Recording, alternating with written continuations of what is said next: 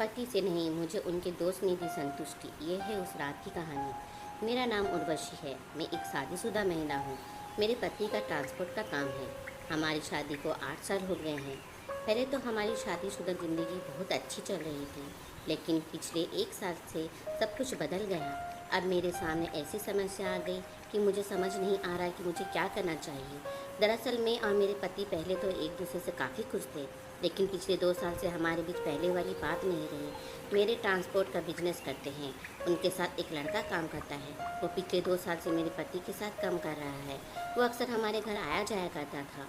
मेरे साथ भी उसकी अच्छी दोस्ती हो गई थी। वो अक्सर दोपहर को मेरे पति को खाना लेने के लिए हमारे घर आता है और शाम को भी पति के साथ ड्रिंक भी करता है। ये उसका हर रोज़ का रूटीन बन गया था।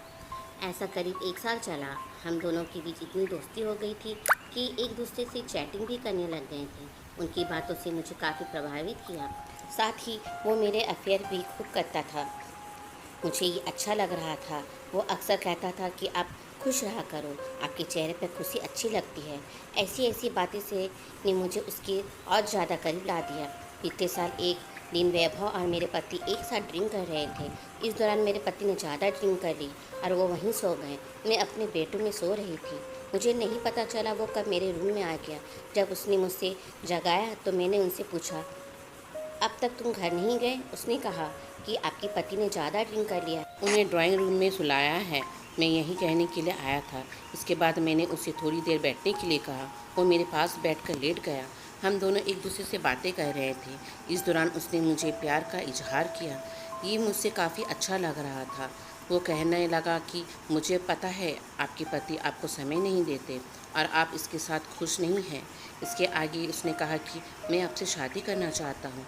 मैं ये सब सुन रही थी, लेकिन मेरे से कोई जवाब नहीं दिया जा रहा था।